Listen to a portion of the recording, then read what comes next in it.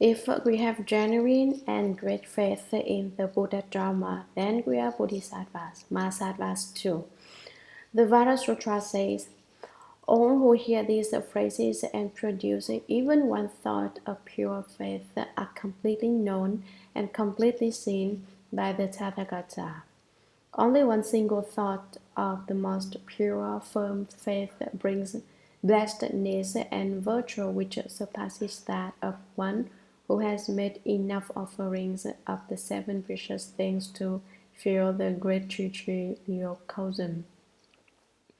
The first command is certain to know your thought.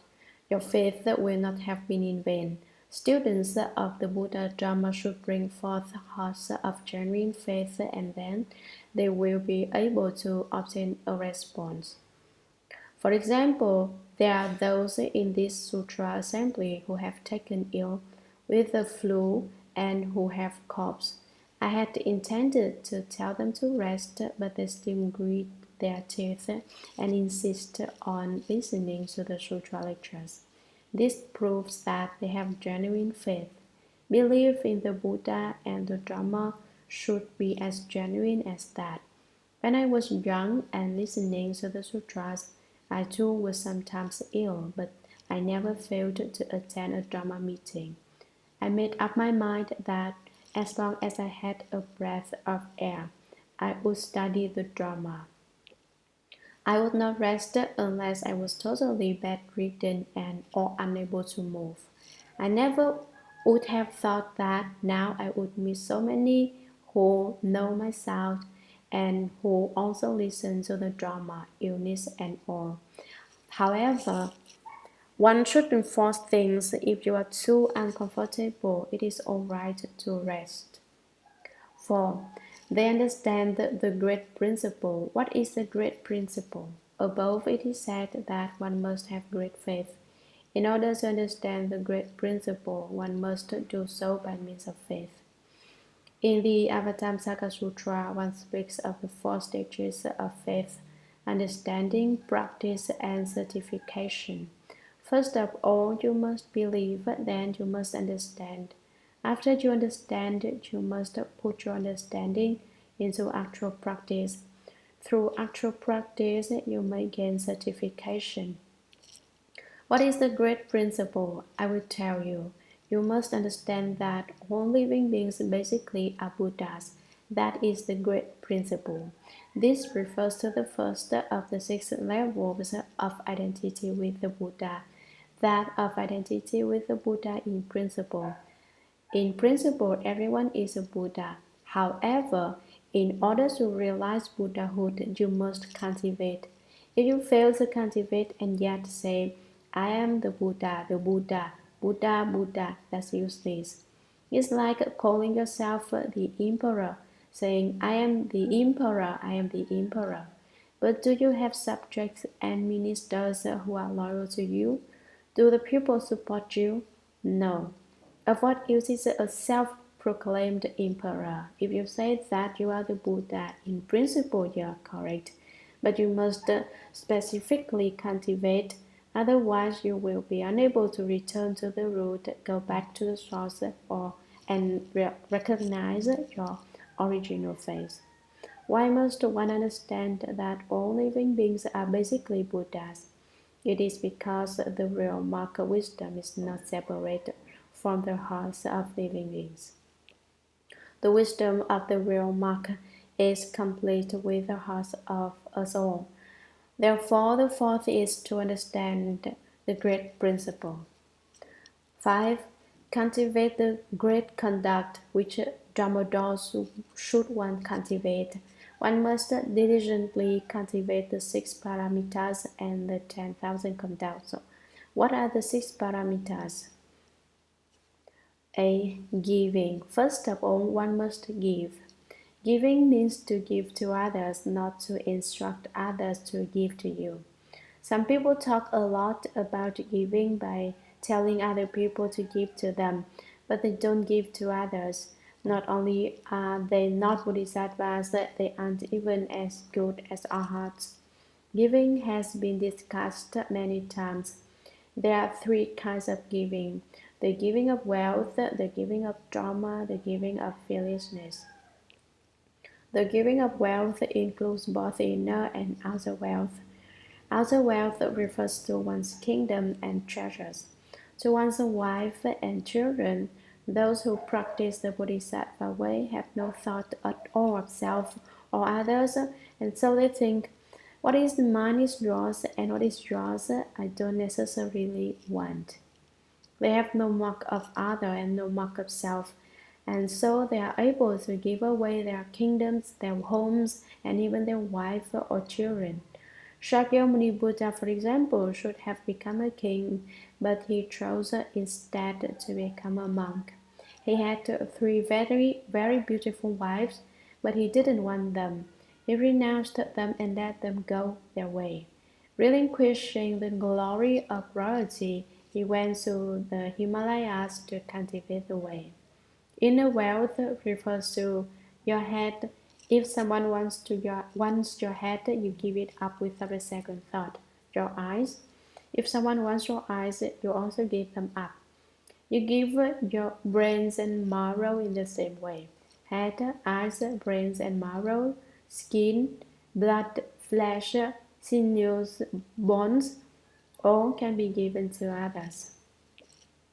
What is meant by the giving of Dharma? It is to speak the Dharma to benefit beings, to teach and transform all living beings by explaining the Buddha Dharma to them.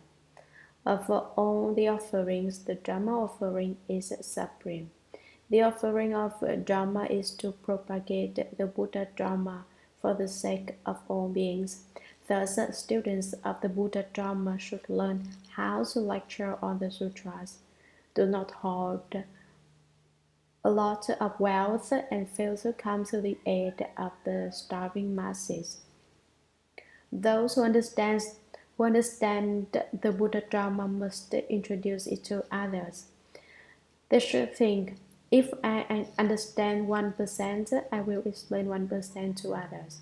If I know 100%, I will explain 100%. This is the gift of Dharma. The third is the giving of fearlessness.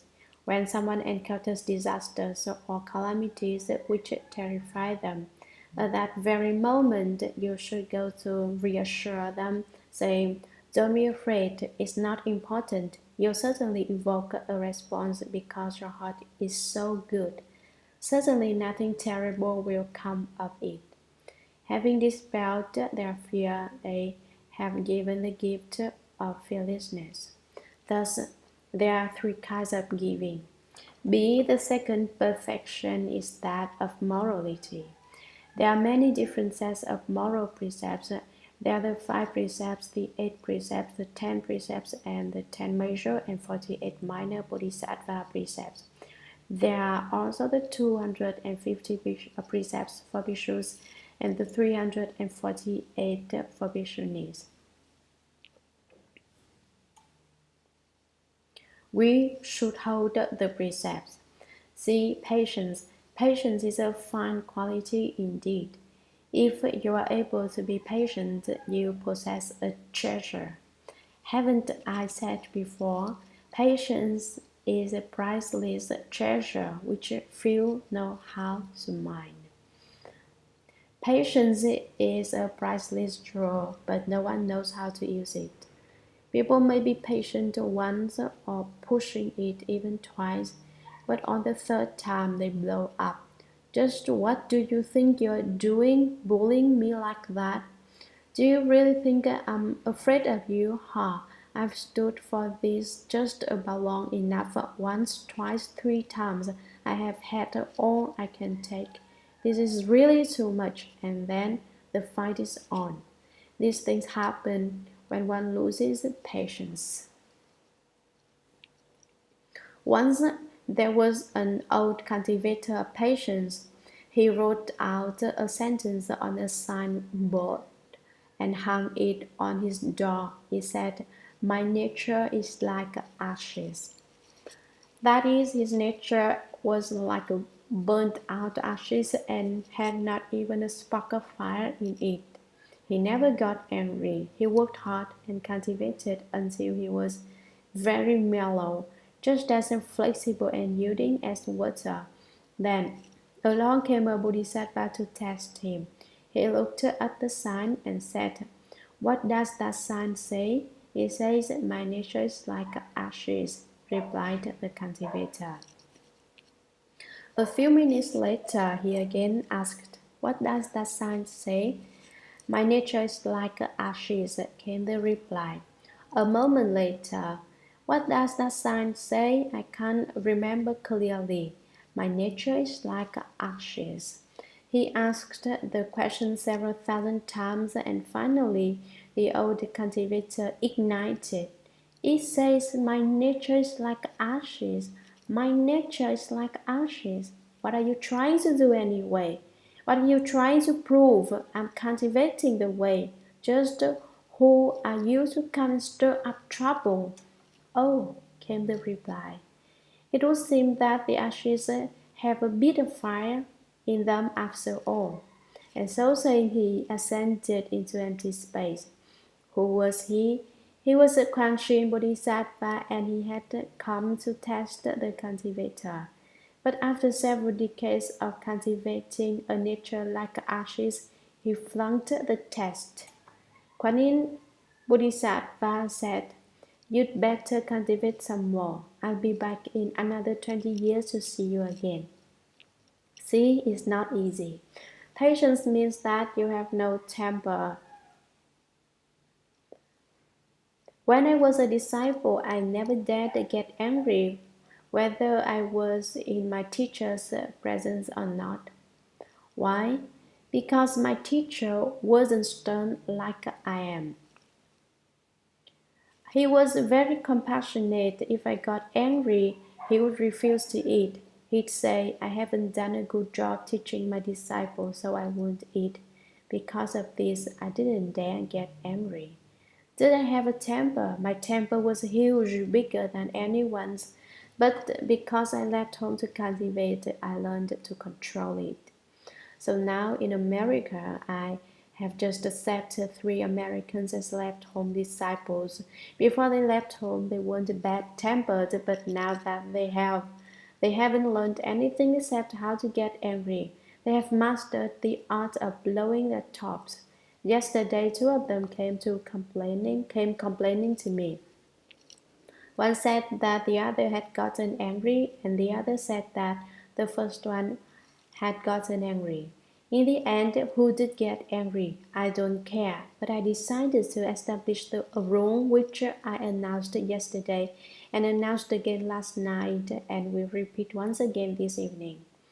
I don't care who gets angry, who is in the right, or who is in the wrong.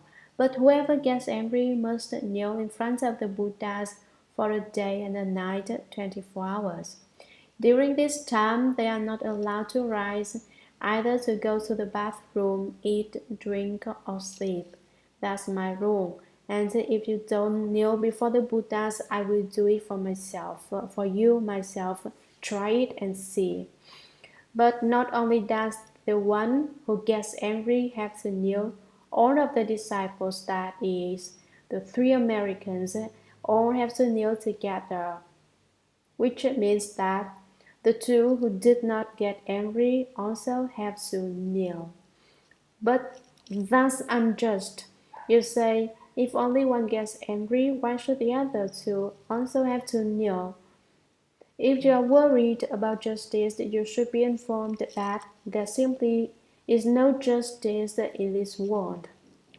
If you are afraid, then don't get angry. Don't think you can get away with getting angry when I'm not around either, because you'll be punished just the same. You may think I don't know, but for all you know, I may have a secret information service. Or someone may tell me, and you have to know all the same. Is that clear? Patience. Why will you have to kneel without eating, drinking, or sleeping? So that you can cultivate patience. If you get angry, that means you must cultivate patience and learn to bear the pain in your knees as you kneel. Did you hear that clearly? If so, the law goes into effect immediately. A number of people who were thinking of leaving home are suddenly afraid. The master is really stern. I don't think I dare leave home under him. If you're afraid, then just don't get angry and everything will be all right. I didn't invent this law. It's an age-old custom. But whether or not you know it's up to you, not me. Why did I establish the rule? If I didn't, then as I accepted more disciples, they would constantly be fighting and bringing their silly arguments to me. There wouldn't be enough hours in the day to pass judgments on their stupid cases. How can cultivators of the way get angry? They can't.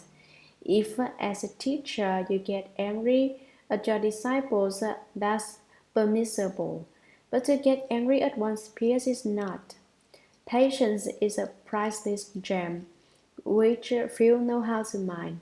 But if you can master it, everything works out fine. If you've mastered patience, then everything goes well. If you haven't, everything goes wrong. D. The fourth perfection is that of vigor.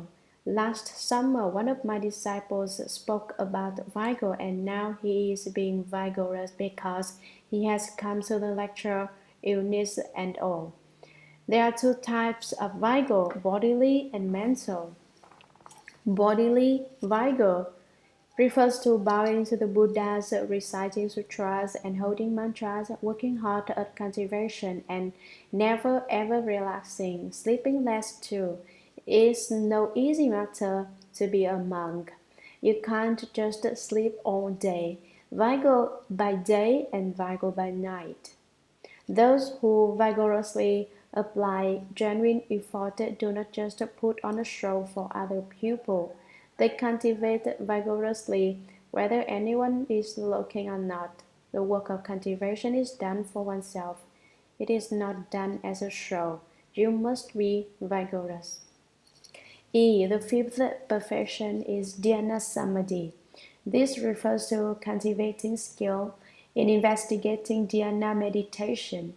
Perfection of mental vigor lies in constant mindfulness. Mental vigor is the diligent cultivation of precepts, samadhi and wisdom, and the eradication of greed, hatred, and stupidity. Evicting thoughts of greed, hatred, and stupidity from your heart. Then, once you are vigorous, you can cultivate the investigation of dhyana meditation. Dhyana meditation is the art of vigor. If you are not vigorous, it's like setting something in the sun for one day and then freezing it for 10. You shouldn't be one who is fond of the lotus today and fond of the peony tomorrow. In other words, fickle. If you heat something in the sun for one day and then freeze it for 10, what use has it? Don't cultivate for one day and rest for 10. In Chinese, both words sound the same. Cultivate, xiao, rest, xiao. You'll never obtain skill in dhyana samadhi that way.